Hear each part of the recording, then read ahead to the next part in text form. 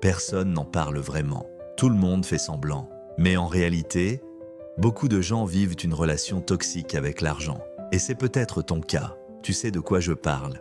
C'est cette relation malsaine où ton humeur, ton énergie, ta confiance en toi et même ta façon de regarder les autres dépendent de ce que tu as sur ton compte. Quand tu as de l'argent, t'es au top. Tout te semble possible. Tu ris plus fort, tu marches la tête haute, tu dépenses sans compter. T'as l'impression d'être important. T'as l'impression d'exister. Et quand il disparaît, le noir total. Tu déprimes, tu t'éloignes des gens, tu t'enfermes. Tu doutes de toi, tu perds confiance, t'as honte de dire non. Tu deviens l'ombre de toi-même. Ce genre de relation, c'est toxique.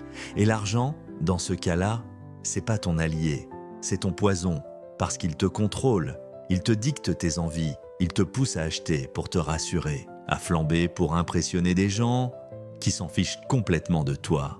T'es là à claquer ton dernier billet pour faire croire que tu vis bien, pour éviter qu'on te juge, pour avoir l'air heureux. Mais la vérité, c'est que t'achètes des choses pour impressionner des inconnus.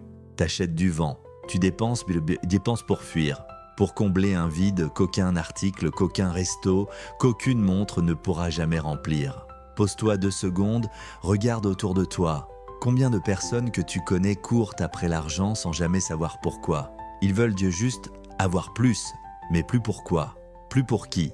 Tant que ton bonheur dépendra de ton solde bancaire, tu seras prisonnier. Tant que ton estime de toi dépendra du prix de tes fringues, tu seras esclave. Tant que ton respect dépendra du nombre de zéros sur ton compte, tu resteras pauvre. Pauvre de discipline, pauvre de contrôle, pauvre de paix intérieure.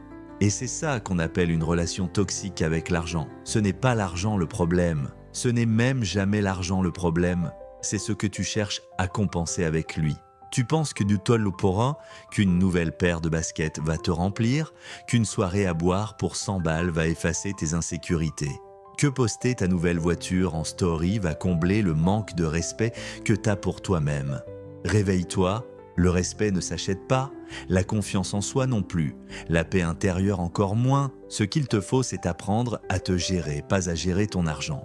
Parce qu'un compte bancaire rempli dans des mains vides, à l'intérieur, c'est un cocktail pour le malheur. Tant que t'auras pas appris à être bien sans argent, tu ne seras jamais vraiment bien avec. Parce que l'argent ne règle pas les problèmes émotionnels, il les maquille.